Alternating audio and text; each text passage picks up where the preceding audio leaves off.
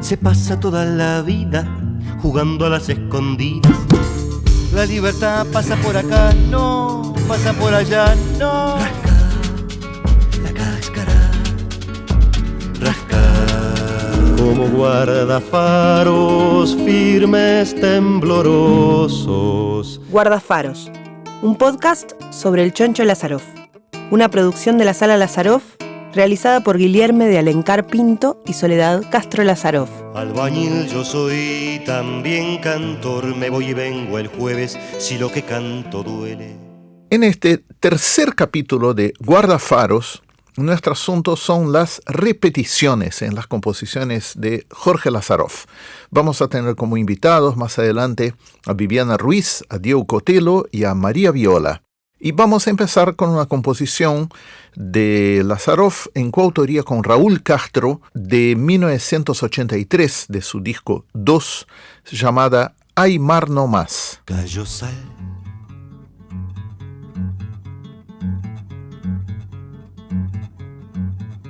cayó sal, tabaco negro, mar, Ramón el pescador, profundidad, piel y sol.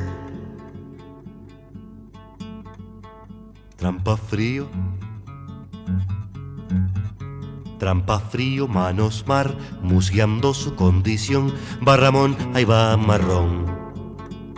Sol, sombra, perro, yerba vieja, hueso, espina, condición, arena sucia, resaca, mar marrón, ahí va Ramón. Sol, olas, callos, ollas, boyas, sur, anzuelo, condición, chalana, arena, paciencia, horizonte de cartón. Pesca y masca, espuma, bocas, hombre, trampa, condición, musgo, taba, calienta, alquitrán, sal y casa de latón.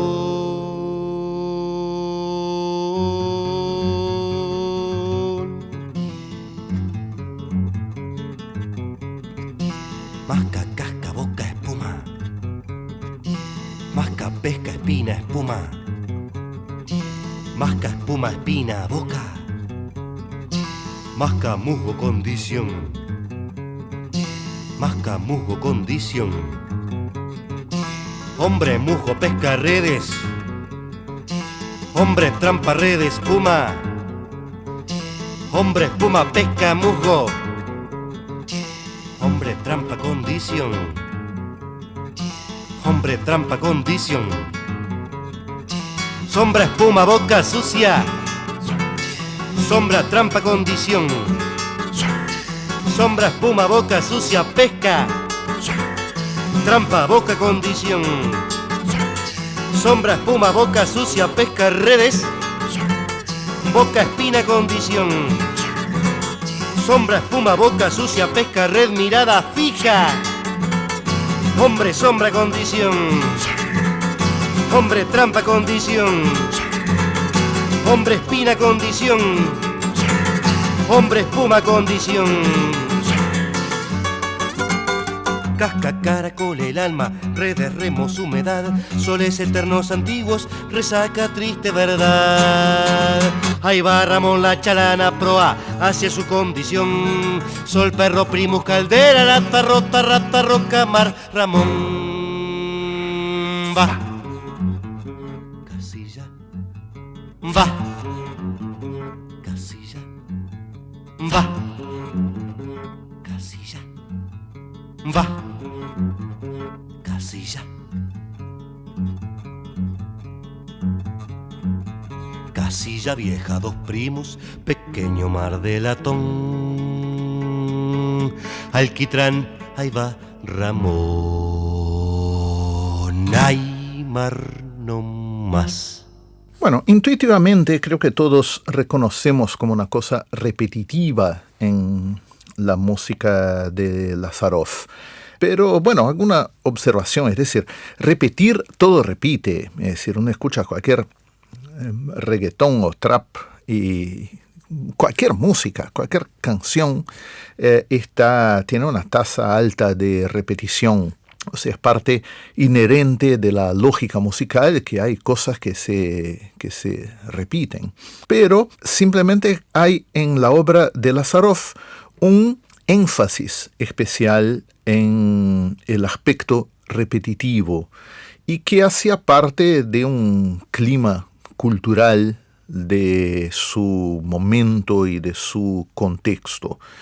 Muy especialmente, en términos internacionales, todo el movimiento que en Estados Unidos se llamó minimalismo, o minimismo, que sería su traducción, y que tuvo una versión o incluso una reacción latinoamericana que fue la música nueva latinoamericana. Dos de los exponentes fueron Coriuna Jaroniene y Graciela Paraskevaidis, profesores de Lazaroff, y que él, así como sus colegas de los que iban cantando, absorbieron también, con las premisas de trabajar sobre elementos mínimos, de en vez de poner el énfasis en la abundancia de las cosas, de deslumbrar con la abundancia, de más bien poner el énfasis en lo reducido del material y luego en el ingenio con que se maneja esa reducción, esa austeridad de medios y de recursos. Un caso particularmente extremo de esos está en el arreglo que hicieron en 1978 los que iban cantando de la chacarera La Oncena, con música de Eduardo Lagos y texto de Juan B. Goñi. Es un trabajo absolutamente magistral y que les recomiendo que escuchen La Oncena por los que iban cantando.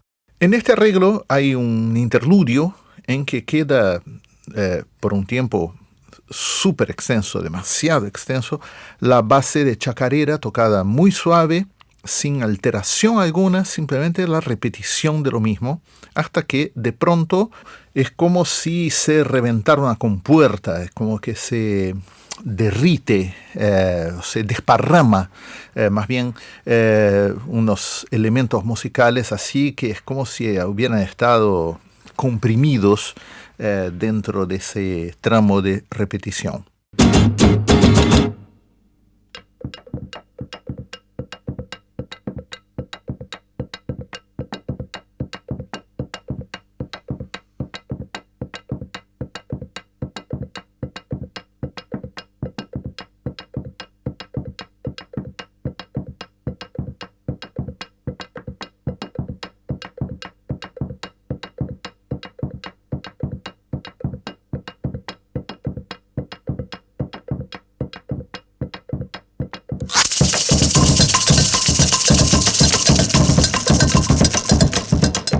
Como verán, en ese momento especial y bastante radical de la oncena, lo que está ocurriendo acústicamente en la música es la monotonía total.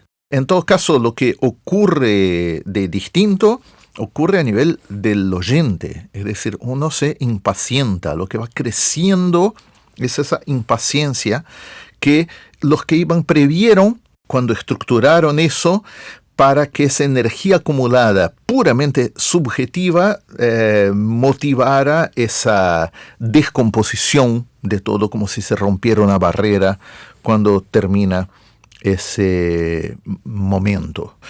Ahora, el Choncho nunca trabajó por las suyas este tipo de repetitividad mecánica. Él tenía un aspecto más exuberante, más nervioso, más explosivo, que siempre jugó dialécticamente con su propensión a trabajar con lo repetitivo, de manera que, primero, él nunca bancó repetir sencillamente algo igual, siempre ponía variaciones, pero además la repetición en sí, el elemento que se repetía solía ser cosas como nerviosas, ¿no? Bueno, vamos a ver uno de sus trabajos más ortodoxos en cuanto a las premisas del minimismo latinoamericano, que es la canción Bares, una canción que tiene como una base que esencialmente se repite con la interpolación de esas interrupciones que el Choncho solía usar, pero donde esa base de guitarra se va agregando de otras cositas que gravitan alrededor y donde la voz va haciendo cosas que están jugando siempre alrededor de los mismos gestos, pero que son siempre como posibilidades nuevas dentro de un repertorio acotado, como si tuviera una especie de algoritmo limitado de posibilidades y estuviera explotando qué maneras creativas e interesantes él puede revolverse dentro de ese algoritmo. Escuchemos el inicio de la canción. Amo los bares y tabernas,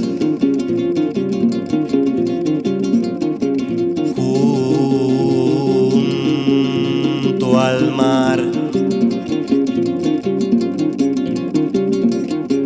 donde la gente charla y bebe, bebe y charla, charla y bebe,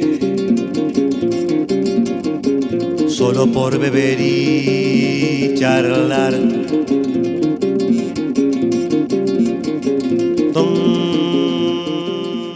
Se puede decir que Luis Trochón, colega de Lazaroff en Los que iban cantando, sí tenía una afición por las cosas repetitivas, trabajada de una manera más clínica, más pulcra, más contenida en sí mismo.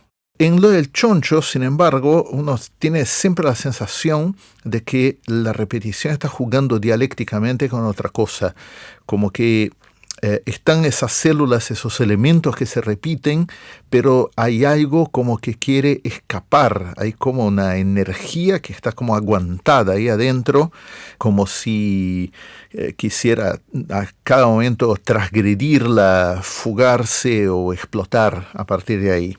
Y eso está presente aún en algunas de sus composiciones más populares o más cercanas a una canción normal, como por ejemplo en el final de Baile de Máscaras, otra coautoría de él con Raúl Castro.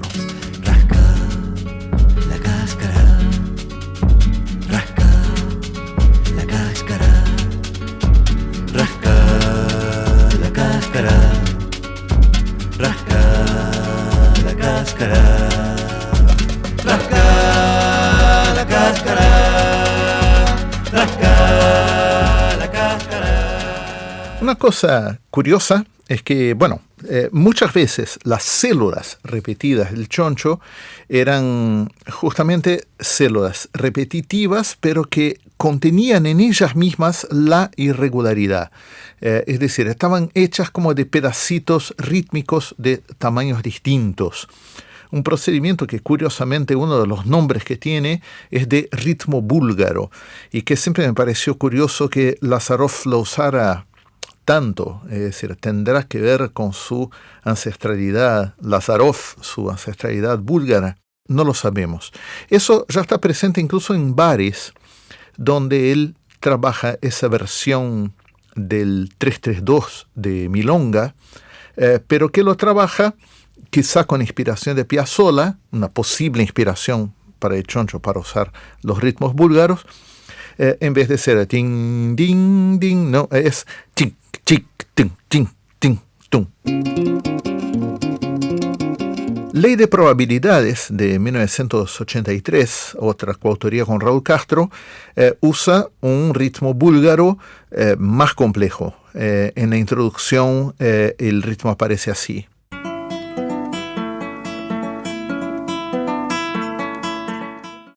Ese ritmo está hecho de células que tienen respectivamente 6, 4, 7 y 4 partículas, digamos, micropulsos, como se puede apreciar escuchándolo en una versión enlentecida.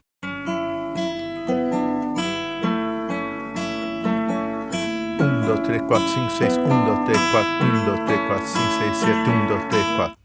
Otra canción que también está en un ritmo búlgaro, sobre todo al inicio de la canción, es El Ojo de 1985. Aquí la estructura del ritmo búlgaro es 3-4-4-3-2. La primera partícula es más chica, luego aumenta y luego vuelve a achicar y llega a su punto mínimo al final. 1,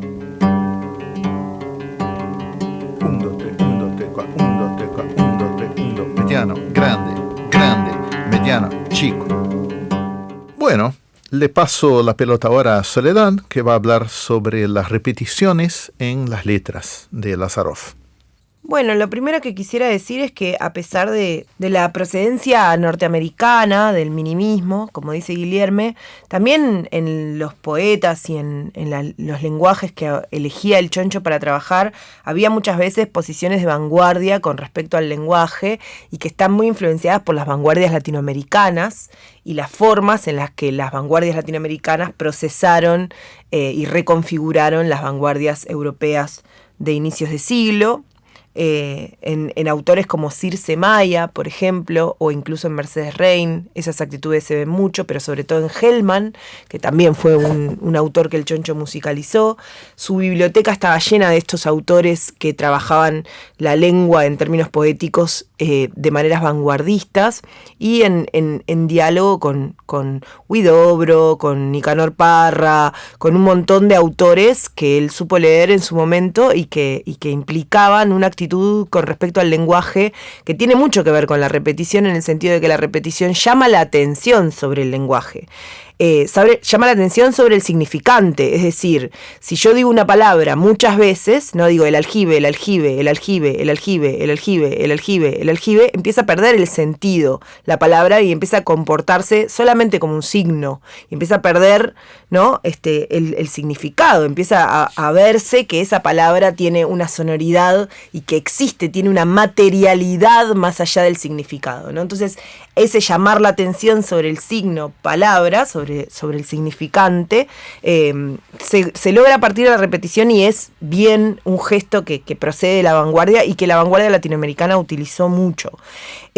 Aún así, creo que en el Choncho esto también se utiliza con varios objetivos que tienen que ver con los contenidos de las canciones, ¿no? Por ejemplo, uno de esos objetivos de la repetición tiene que ver con poder contar de una manera mínima, de la misma manera que el Choncho agarra un género y entonces toma algunos elementos del género para sugerir el género, por ejemplo una milonga, por ejemplo, ¿no? Una samba, o sea, esta cosa de tomar ciertos elementos y sugerir. Lo mismo hace con las palabras repetidas, por ejemplo, para consolidar la idea de rutina, como pasa en Aymar No Más, ¿no? En donde la repetición tiene que ver con este pescador que una y otra vez hace lo mismo. Lo mismo sucede en bares, pero en bares, más allá de la rutina del trabajador, le permite que ese personaje del que está hablando, ese Juan, sea muchos Juanes. Y están Juan Pedro y Juan Navaja y Juan Narices y hasta Juan solo, simple. Simplemente Juan. Todos esos seres que están ahí en los bares son Juan, Juan, Juan. Guillén también es un poeta que tiene procesada la vanguardia en el centro de su trabajo con el lenguaje. Otro dispositivo de transmisión que utiliza el Choncho tiene que ver, para el que utiliza, mejor dicho, la repetición, tiene que ver con la idea de obsesión, ¿no? La idea de que hay algo que está repitiéndose y repitiéndose en el correr de la conciencia, y en ese sentido, en vez de avanzar, se detiene, se estanca, ¿no? Entonces, eso le permite también muchas veces rozar la locura, ¿no? Que también tiene que ver con un uso del lenguaje que está fuera del lenguaje denotativo, que es connotativo, que llama la atención sobre el signo, y entonces le permite eso, connotar la idea de locura, la idea de encierro, la idea de obsesión, y también a partir de las repeticiones variar en esas repeticiones las voces, por ejemplo, para establecer un diálogo, como sucede en El Ojo cuando él utiliza el registro más bajo y el registro más alto y repite como si fuera diferentes personajes hablando entre sí. La repetición le permite que nos llame la atención no tanto sobre la letra de lo que está diciendo, sino sobre los modos en los que dice la misma palabra. Tengo el techo, tengo el techo, tengo el techo bien cerquita mío. No me necesito ni parar. El techo por lo menos el techo. No me necesito ni parar. Y esto que decía Guillermo de lo contenido, que después se estalla, como sucede con esa repetición del aljibe, que de repente se transforma en otra cosa. El aljibe, el aljibe. El aljibe, el aljibe. El aljibe, el aljibe. El aljibe, el aljibe. El aljibe, el aljibe.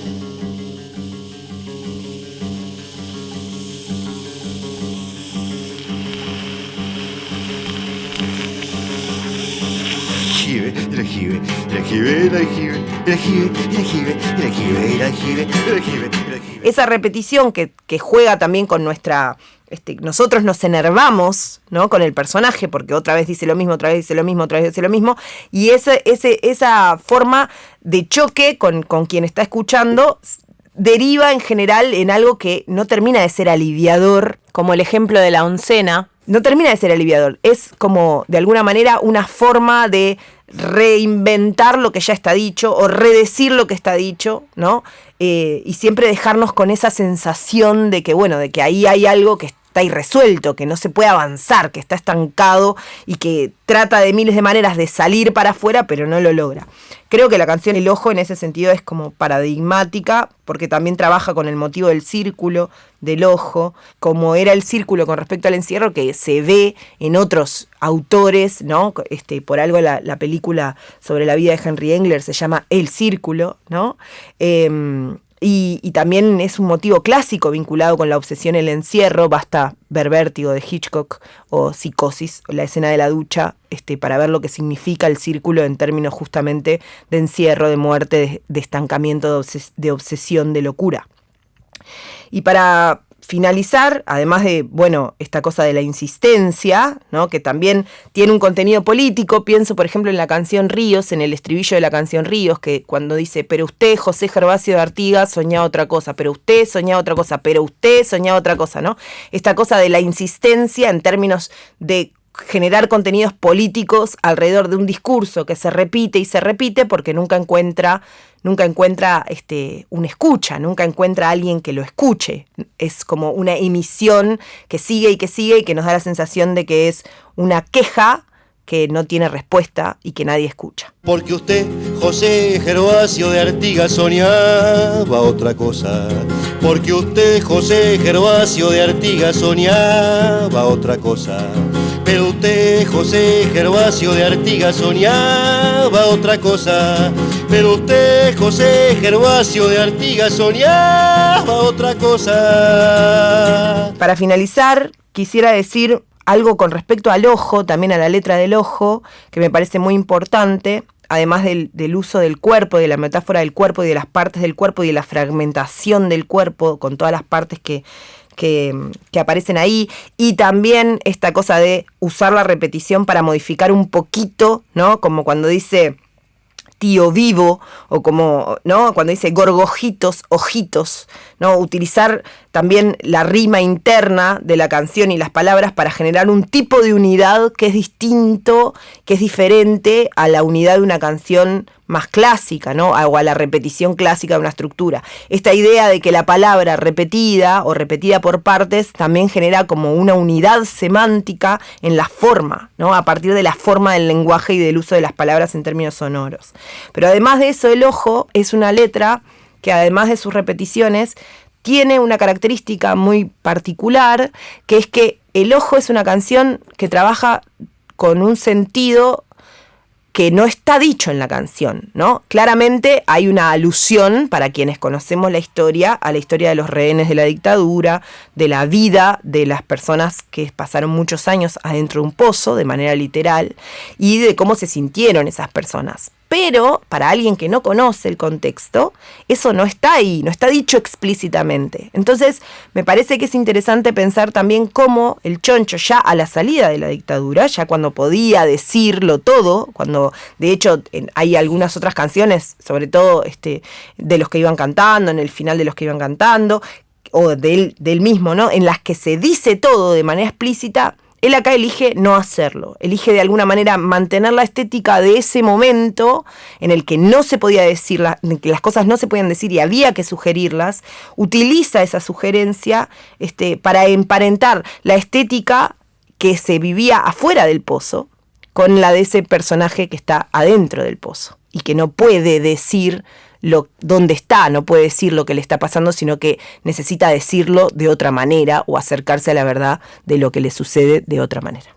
Nuestra primera invitada de hoy es Viviana Ruiz, cuyo primer disco, Madre Selva, salió el año pasado, en 2021, y vamos a escuchar de ella la canción Cementerio.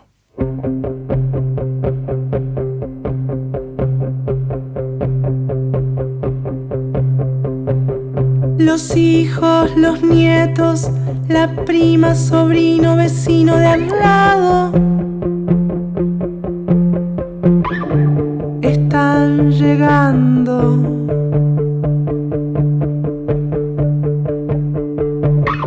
Un hombre en silencio que apoya la flor en la lápida helada está mirando.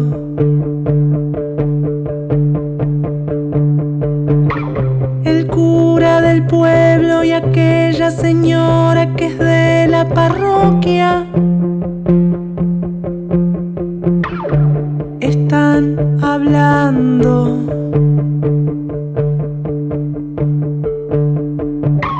Parientes lejanos, los del almacén y la prima de un primo, por compromiso.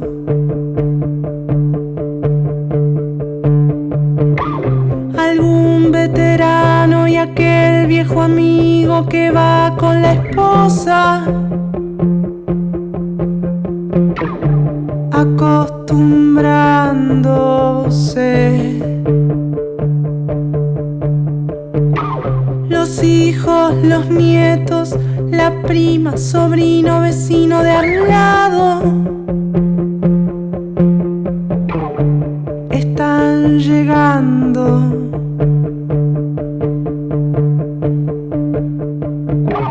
Un hombre en silencio que apoya la flor en la lápida helada está mirando.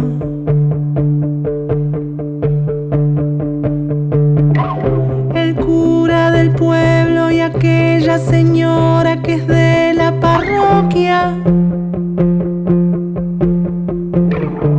están hablando.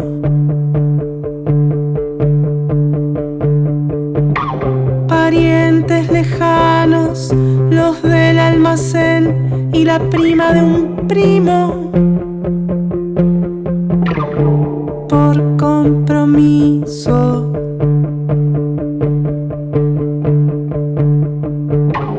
Algún veterano y aquel viejo amigo que va con la esposa, acostumbrándose.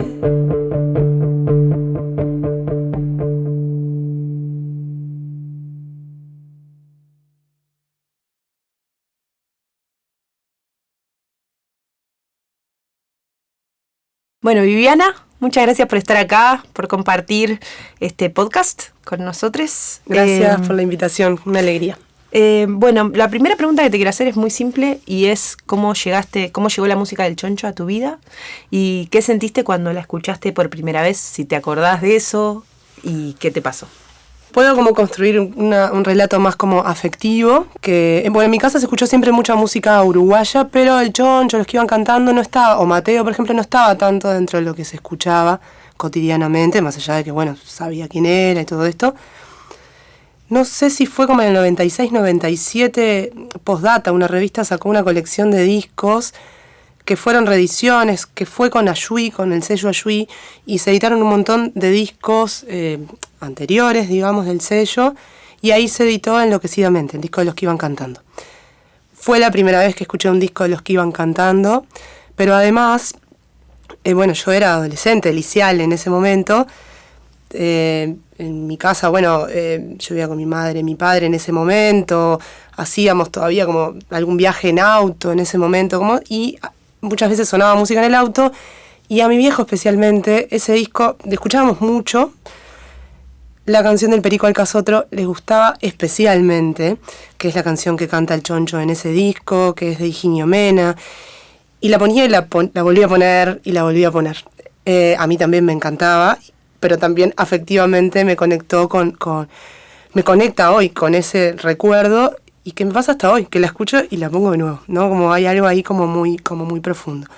Ese fue como el primer contacto más adolescente y más en ese disco que fue postdictadura, de los que iban cantando, ¿no? Mucho más como en algún punto descontracturado hacia el humor, ¿no? Ya sin la represión arriba, ¿no? Como yo, por ejemplo, me compré una quena y todas esas canciones que aparecían ahí.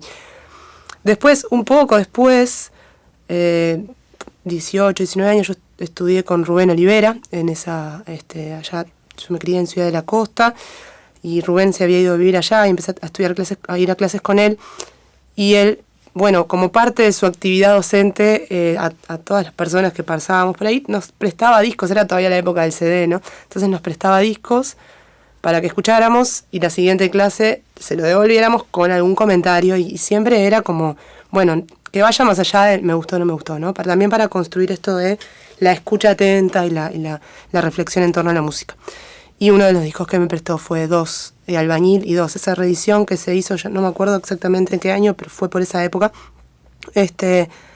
Y bueno, y ahí me encontré con el Choncho puro y duro, digamos, ¿no? En el sentido de todo un disco por primera vez, de sentarme a escuchar, y también como en el lindo ejercicio de decir me siento a escuchar. Y ahí pasó algo que fue muy profundo, por un lado también como el contacto con algo que es más árido, ¿no? Que fue más árido para mí en ese momento, que en algún punto tuve que escuchar como de nuevo cosas para como atravesar ese primer umbral o esa primer barrera que a veces como genera las cosas más áridas, y que después, bueno, terminé entrando en ese mundo del cual es difícil después salir, ¿no? Como en esto de la construcción de ese lenguaje, de canciones que comunican y al mismo tiempo mantienen como una distancia, que son profundas y al mismo tiempo hablan de cosas muy cotidianas, ¿no? Como hubo algo ahí muy profundo. Y después, siguientes pasos, ¿no? Como ya vinculadas con más gente de la barra de músicos de mi generación. Yo nunca fui al TUMP, pero sí estuve muy vinculada con la barra de gente que estudiaba en el TUMP, y algunos grupos que se armaron del proyecto Esquinas de la Intendencia, ya por el 2007, por ahí. Nos pasábamos muchos discos, era la época ahí del MP3, alguien bajaba y alguien se pasaba, era como mucho más difícil el acceso. Y bueno, y ahí conocí mucho más los discos más, todavía no se había reeditado, creo, el disco de los que iban cantando se estaba por reeditar en CD justo en esa época, y bueno, después llegó ese disco, la reedición del espectáculo de los que iban cantando, y bueno, y fue como una puerta para abrir y no cerrar más, digamos, ¿no? Que estuvo también acompañada por los textos de Choncho. Ahí yo me siento como muy influenciada, no logro poner en la balanza cuanto más, digamos, que es lo que pesa más, pero también sus escritos, o sea, lo que él publicó, que estuvieron después en un libro que compiló Graciela Parasquevaidis, pero antes en los textos que también como fotocopia circulaban, la del taller, etcétera, haber aprendido muchísimo sobre su concepción sobre la música, y a verme y a vernos, me parece ahí como generación, como con mi barra, digamos, mi barra grande, habernos dejado como permear por esos sacudones y cuestionamientos, que también eran muchas exigencias en el sentido de, bueno, moverse de los lugares comunes a los que solemos, en los que solemos caer o entrar, pero fue una linda exigencia, un muy lindo desafío. ¿Lo reconoces entonces como una influencia? Lo reconozco como una influencia, sí. Siento que mucho desde sus textos, o sea, hoy lo percibo más desde ese lado, y también desde lo musical, por supuesto, pero sí, de alguna manera siento como si hubiera sido mi docente, aunque nunca lo haya sido, ¿no? Porque obviamente no lo conocí nunca personalmente, y sí, lo reconozco como una influencia muy grande. ¿Y por qué elegiste la canción que elegiste? ¿Qué te parece que dialoga esa canción con el tema de este capítulo de nuestro podcast, que es las repeticiones dentro de la música, las reiteraciones? hay algo del trabajo de la reiteración del choncho que también está en Trochón. Yo me siento también muy influenciada por la música de Trochón. Hay algo de esa construcción de la canción que no tiene estribillo, como en este caso, ¿no? No hay un estribillo, una parte A o una parte B tampoco, es toda una parte A que se reitera. Y hay algo de la construcción de esa reiteración que parece quietud, que yo siento haberla escuchado ahí y en muchos otros ejemplos también, ¿no? Pero una aparente quietud que en realidad busca tener movimiento. Algo que se instala y que sucede, y que tampoco, en el caso de esta canción Cementerio, tiene, o sea, es un tema que en su texto es muy duro, ¿no? Habla de un entierro en un cementerio, ¿no? En mi imaginación, en mi imaginario, es además un cementerio del interior, no montevideano, ¿no? También por mi historia de vida y de haber presenciado muchos entierros en cementerios del interior. Pero además, bueno, en esto es un tema muy crudo, muy duro, que podría haber ido para una cuestión más explícita, ¿no? Sobre la muerte o sobre una reflexión sobre la vida, sobre la muerte, que incluso en sus primeras etapas, en algún punto quiso ir para ahí de la canción, ¿no? Y después me di cuenta que con que solo pasaran cosas como a nivel más un poco cinematográfico o hasta fotográfico, ¿no? Como sonidos, imágenes, como en esa aparente quietud, sin que el mensaje sea explícito, pero que el mensaje esté presente. Yo siento que en ese punto hay una influencia como muy grande de la música de Choncho y de esa generación. Me siento como deudora de ese aprendizaje ahí y bueno, por eso la elegí. Más allá de que siento que no tiene nada que ver, digamos, ¿no? Que diálogo juega con otras cosas, que en mi propuesta en general hay como una búsqueda más hacia la bonitez, digamos, que en la propuesta de Choncho, por lo menos en Lo Grueso, no había intencionalmente, no había una búsqueda hacia ahí, ¿no? Como una postura estética, ¿no? Quiero decir, en ese sentido de la influencia reconocida, pero también el reconocer que también me siento distinta en muchas cosas y que me gusta ser distinta en esas otras cosas, porque además hay muchas otras influencias que me nutrieron y me nutren, pero que bueno, que me reconozco y me identifico como para ese lado. Muchas gracias, Viviana. Genial. Muchas gracias. Gracias. Nuestro siguiente invitado es Diego Cotelo, quien nos presentó la canción Plenario. Está tocada por el grupo Bolsa de Nylon en La Rama de un Árbol, en su disco Humor Amor, que salió en 2020.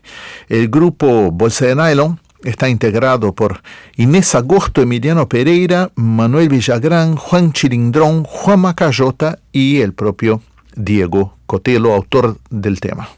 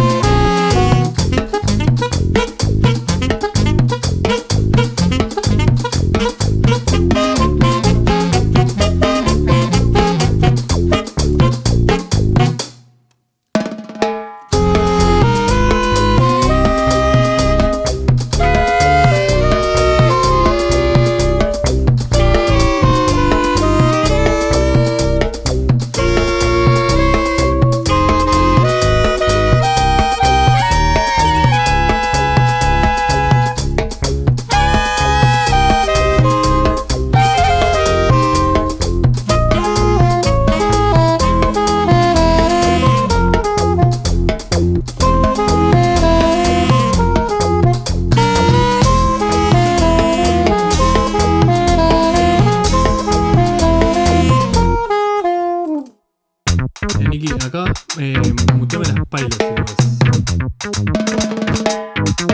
¿Sí?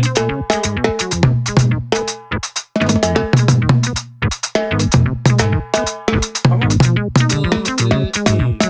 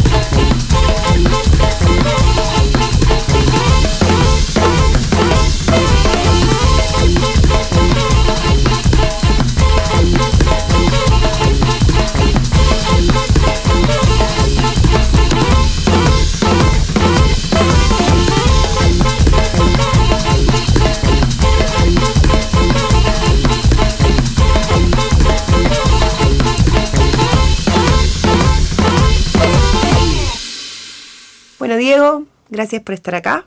Gracias a vos. La primera pregunta que te voy a hacer es un poco lo que le estoy preguntando a todos los músicos y músicas, que es, bueno, ¿cómo llegó a tu vida la música del Choncho? ¿En qué momento? Si te acordás. ¿Y qué impresión te causó escucharla? Me llegó en distintos momentos en realidad. Vino como en desnivel. Me acuerdo en una muestra para una clase de música en quinto del liceo de haber sido, en el IABA, una compañera trajo un tema de Irrestricto, que era el disco del Choncho con Leo Maslía.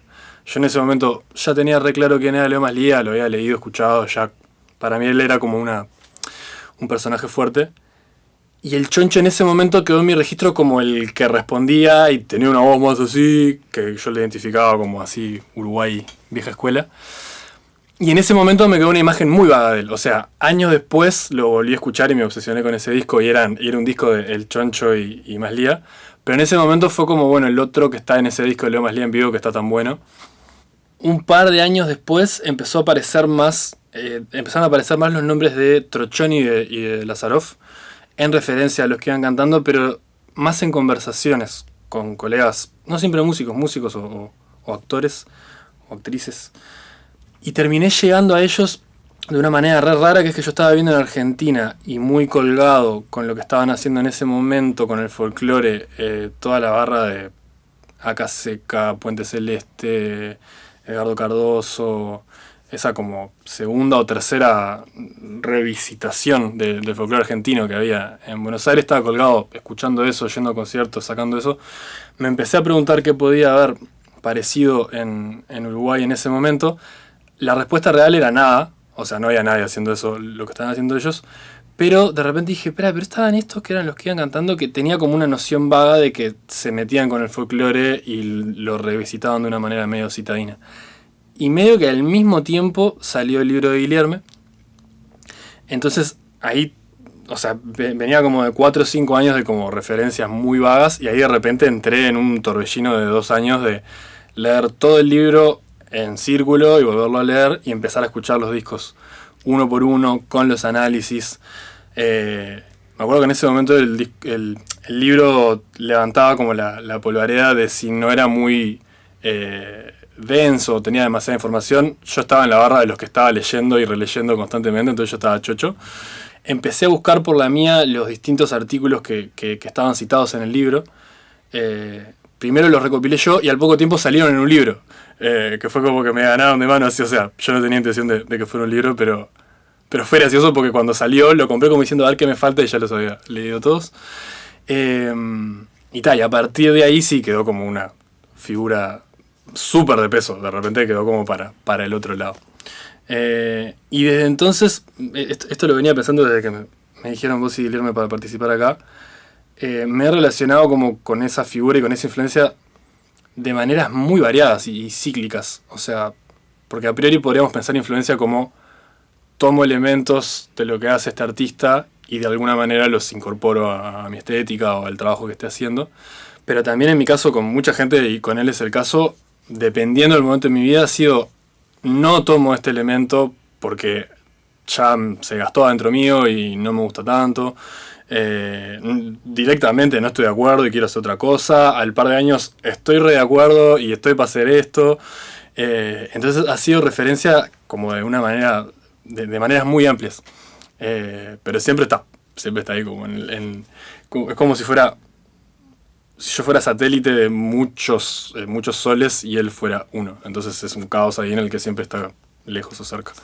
Cuando escuchaste y cuando leíste el libro y qué elementos, qué cosas podrías decir de su obra que te impactaron, o con cuáles de esas cosas dialogás en estas cuestiones de influencia de las que hablas. O sea, cuáles son las cosas que vos ves ahí que te reflejan o que te alejan. Claro.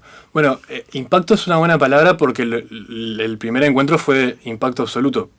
En realidad, por de dónde venía yo venía como buscando versiones elaboradas, súper ornamentadas y embellecidas hacia una estética medio yacera del folclore, Y esperando eso me encontré con un baldazo de agua fría y Portland, que era la música de Lazarov, si venías con eso en mente, porque de alguna manera estaba lleno de elementos violentadores, una especie de, para mí, de antisensualidad, no antisexualidad, que a veces esas dos palabras quedan medio mezcladas, pero era como que no había tanto de eso de la gozadera y el swing y como una especie de placer sensorial, sino más bien como un montón de conceptos duros que se transmitían a través del choque y del impacto y de un manejo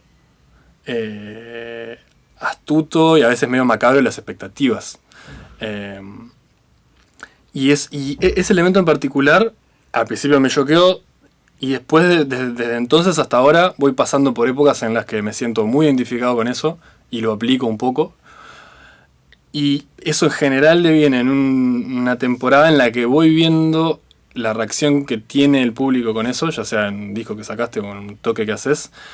Y al principio sigo recopado, como diciendo, mira, ¿no? Los impresioné, los asusté, vinieron por una cosa y les di otra.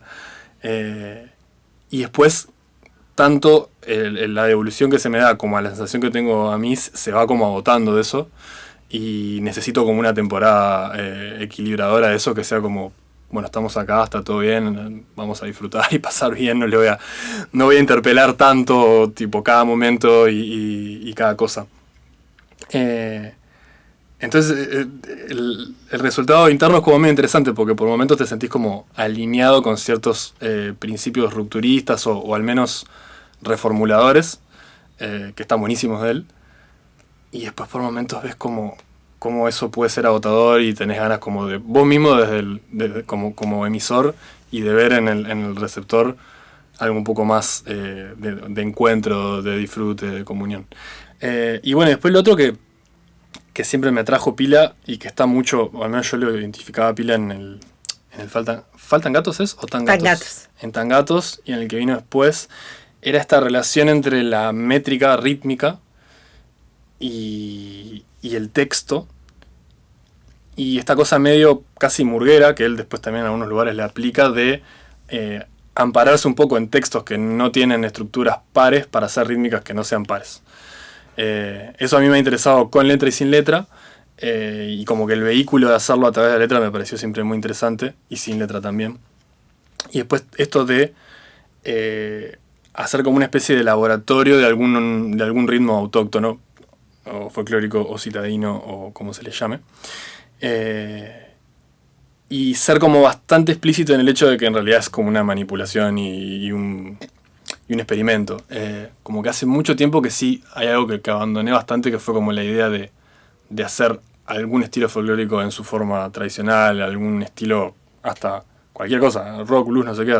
El estilo en su forma pura, hace tiempo que no me hallé nunca más ahí.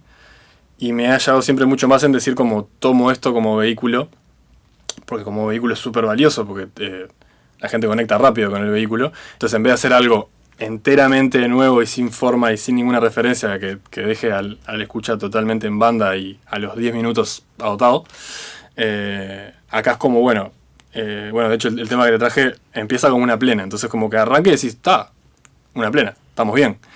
Y de a poco se van superponiendo elementos y cosas, primero musicalmente disruptivas, después hay como unas voces que son de la grabación, que eso también viene un poco de algunos discos de Choncho, de repente aparecían voces de estudio abriendo como una especie de ventana medio brejiana, ¿no? De que estás escuchando una obra, pero por momentos tenés como viñetazos de los trabajadores realizando esa obra y hablando entre ellos. Entonces se establece como al menos un segundo plano que pincha un poco la fantasía, ¿no? Del paisaje que se puede estar generando. De repente es como si lo vieras en un televisor. Estabas en un bosque y de repente estás viendo un televisor que tiene un bosque adentro. Y bueno, y capaz que esa sería como la otra pata, ¿no? Él como pensador, él escribiendo sobre Gardel, él escribiendo sobre un recital al que fue, súper crítico y analítico y a su vez gozado. O sea, te das cuenta que en él primaba un disfrute de la música enorme. Y al final como una duda gigante de qué hubiera sido tipo él hasta hoy, ¿no? Suponiendo que los de su generación, varios han llegado hasta ahora. ¿Qué hubiese pasado con toda esa fuerza, con todos esos cuestionamientos, con todas esas cosas? Mortal, gracias. A vos. Buenazo. En cada uno de los capítulos de Guardafaros nosotros encargamos una composición, especialmente algún músico que no tuviera especial vínculo con la música de Lazaroff previamente. Y para este capítulo le pedimos una composición a María Viola.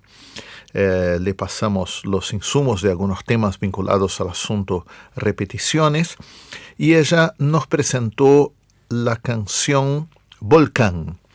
Canta ella y toca todos los instrumentos y vamos a escuchar la canción antes de charlar con María Viola. Entonces, Volcán de María Viola.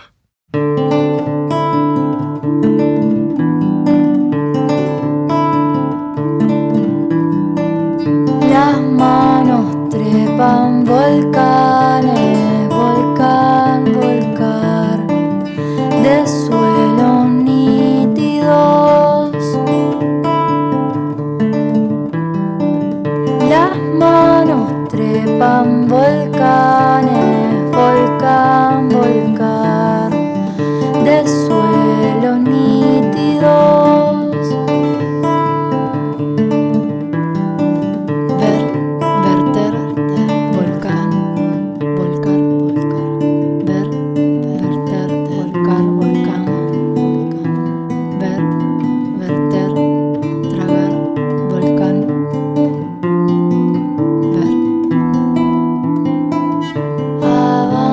Silencio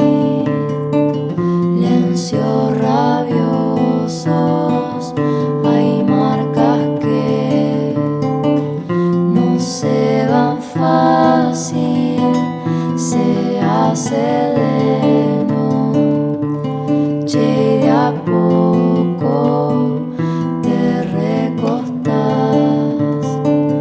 Después del día avanzan ruidosos, dudar de todas las respuestas, tener bien clara, corazonada, tener bien claro, es por acá.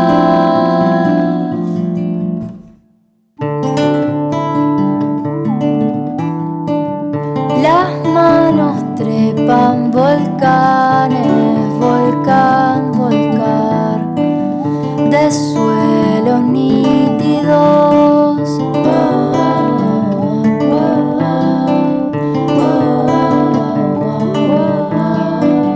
Las manos trepan volcanes, volcán, volcar, de suelos nítidos. Verter agua fría para tomar después. Verter agua fría para tomar después.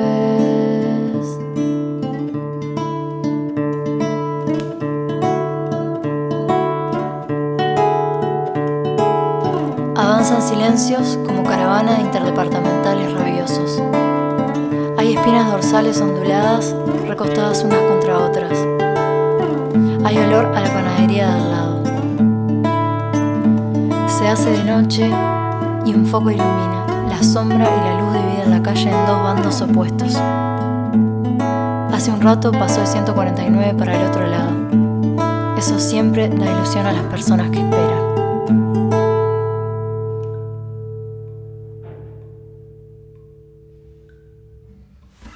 Bueno, María, muchas gracias por estar acá, por participar de este podcast sobre el Choncho Lazaroff y por prestarte a la consigna de componer en diálogo con su música. La primera pregunta que te quiero hacer es si conocías su música de antes y cómo te llegó y qué impresión te había causado.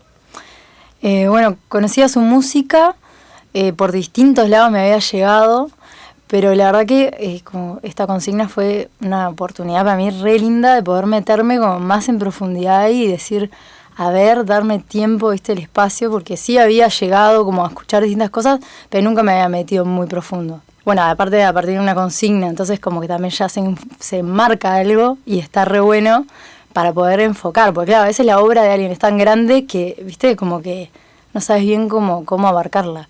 Entonces estuvo re bueno la listita de canciones y como decir, a ver, estas, ¿no? Y de hecho a mí me pasó de escuchar una, dos y sobre todo empezar con esas.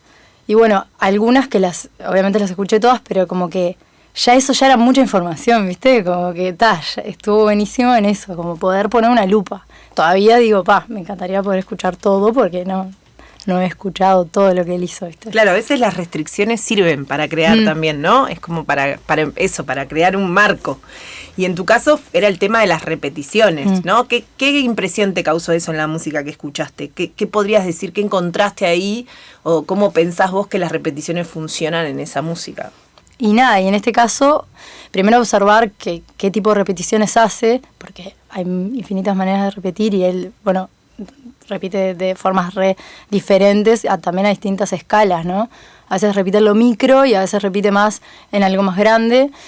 Y también como en el estado que implica repetir, eso como me hizo pensar, como que, bueno, yo decía, bueno, él repite así, yo no voy a poder hacer esto, porque de pronto yo tengo que entrar en mi propio estado de buscar, bueno, este elemento me lo traigo y eso, ¿no? Como eso es la influencia, digamos, como decir, me lo traigo y bueno, ahora me lo apropio y digo, a ver qué me sale a mí con esto o qué puedo hacer y obviamente va a ser algo totalmente distinto porque siento que la manera de él había algo así como muy de exorcismo, ¿viste? Como de lo en vivo y de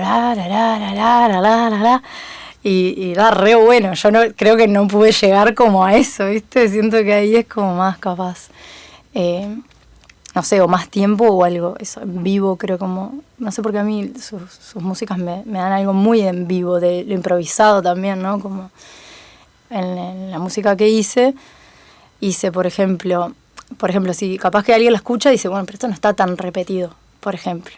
Porque en realidad tomé algunas cosas, pero yo vi que él de repente repetía mucho algo, pero capaz que en cuanto a arreglos nunca te va a hacer lo mismo, o capaz que lo va variando, hace lo mismo, pero lo va variando y van apareciendo elementos diferentes. O sea, a lo largo de la composición en realidad va variando mucho. Entonces, lo primero que hice fue escuchar a Aymar Nomás, que ya la conocía y de hecho la habíamos usado con Diego Cotelo para un taller que hicimos, pero para usar la consigna de canciones con palabras, sin generar una frase. Entonces agarré y me escribí unas palabras que sonaban parecido, pero también re interesante como usar la repetición en el sentido de que de repente son palabras distintas pero que suenan similar, ¿no? Entonces eso también estaba re interesante. La música de la palabra, claro. Claro, la palabra como sonido en sí mismo. Ahí lo que hice fue agarrar una célula repetitiva de guitarra. Eso, la música también, ¿no? Claro, ahí de repente hay como frases súper obstinadas que empiezan ahí, taca, taca, taca, taca, taca. Entonces ahí en realidad pasé como, en esa canción está buenísimo porque hace como algunas células y después deja una nota sola y usa silencio. Y vos eso, de repente ves que la melodía capaz que fue parecida, pero todo el arreglo de la guitarra de repente se repetía, de repente frenaba, le da lugar mucho como a la sorpresa también dentro de esas repeticiones, ¿no? Y entonces elegí unas células que se repiten, pero que son, yo elegí como una célula que se repite, pero y que dentro de la guitarra tiene como un dibujito también, que genera como una sonoridad y con una nota sostenida como en re, que yo elegí ahí como quedarme en eso y generar como algunos modos en eso. En realidad lo fui experimentando, después como que dije, bueno, a ver qué pasó acá y lo fui mirando. Entonces repitiendo como algunas células, pero que en realidad yo lo que hice fue elegir una célula que se repetía al principio, después una en el medio y después al final. Entonces en ese sentido... Como una estructura en tres partes. Claro, como una estructura en tres partes que en realidad después nunca vuelvo a la célula del principio, ¿no? Pero sí me quedé pila de rato sosteniendo ahí. Y después traté de buscar como de repetir distintas cosas en distintos niveles de las capas de la música, ¿no? Yo escuchaba tu música y pensaba ahí como otra cita que es el hablar sobre la melodía, ¿no? Sobre la música. Sí, porque en realidad como la palabra es sonido, o sea, creo que es ya el límite, él lo pasa de acá para allá como algo que es parte, ¿no? Como las distintas formas de sonar esa palabra. hablando, cantando, no sé. ¿Dónde está el límite exacto? Tampoco está tan definido. ¿Qué se aprende cuando uno hace este tipo de ejercicios, María? ¿Para qué sirven? O sea, ¿para qué sirven esto de referirse o dialogar con la obra de otros artistas? Y está buenísimo, la verdad, porque creo que es eso, que te decía antes, como que es algo que siempre se hace, porque no es que algo que hacemos lo hacemos de cero, porque es imposible. Hay una historia y hay sonidos que nos atraviesan y música que estamos escuchando todo el tiempo, y lo que hacemos se desprende y es eso también. Pero está muy bueno porque creo que la música del Choncho ha influenciado a mucha música y yo capaz que no me había metido tan profundo, pero son esas cosas que han dialogado con otras cosas y igual está ahí y te llega. Y está buenísimo dialogar con la historia también, porque ahí yo ya me empecé a investigar un poco también, que nada, ya eso con el taller de Rubén y desde siempre la curiosidad, como que siempre estaba esas ganas de saber, bueno, qué ha pasado, pero a veces no te das el tiempo, es como toda la vida, ¿no? El tiempo y nada, es re bueno poder como meterse así y escuchar qué estaba pasando en ese momento de esas personas que estaban diciendo algo tan importante también, ¿no? A su manera, porque además, digo, eso, todas las ideas que hay detrás de la música, entonces también se dialoga con un contexto político, social, con una lucha que había y esas preguntas también de, bueno, qué música hago y de qué manera y qué es lo que estoy generando y transmitiendo. Entonces, nada, es como, eso es increíble, me parece a mí, de la música, de los libros, de todo lo que es poder dialogar con alguien que ya no está, pero está. Y entonces es casi que lo empezás a conocer y es tu amigo de pronto, el Choncho. Muchas gracias, María. Bueno. Gracias por tu música y por tu aporte. Muchísimas gracias por la invitación. Vamos a terminar ese tercer episodio de Guardafaros con una de las canciones más especiales del Choncho, que es El Ojo, una canción editada en su disco Tangatos de 1985. Es un tour de force interpretativo. Está tocada solo por él en voz y guitarra, sin ninguna sobregrabación, sin ningún tipo de edición, tal como lo cantaba en vivo.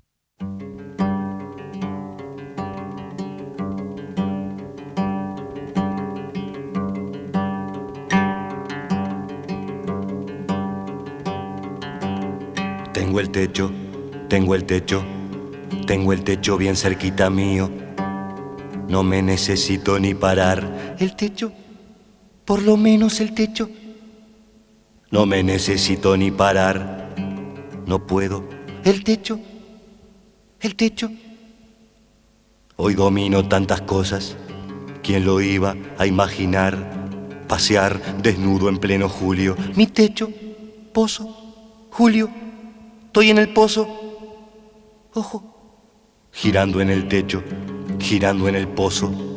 El hielo no se puso a helar. Peladera por techo, pozo más negro, pozo más negro, pozo más negro, pozo más negro, pozo más negro, pozo. No hay pozo que no sea techo y frío, no hay lugar. No hay dolor que no sea hombre y frío, no hay lugar. No hay destrozo más horrible y frío, no hay lugar. No hay nada más frío, no hay, no puedo. Frío, no poder morir, no poder. Qué dolor, qué agujero, qué dolor, qué agujeros, qué mina. Mis amigos, miren qué mina. Qué agujero negro, hondo, húmedo. Pero qué mina, qué agujero húmedo, qué mina, qué ojo, qué ojo. Qué mina de oro, orondo, redondo, ojo redondo. Como el pozo, como el pozo. Estoy podrido de estar en el pozo. Pozo, maldita desocupación, maldita remaldita. Vivo girando por el pozo sin ojo, girando por el pozo sin ojo, girando por la isla del ojo sin ojo, por la isla del ojo sin ojo, sin que ser, sin. Vivo girando, tío vivo, vivo.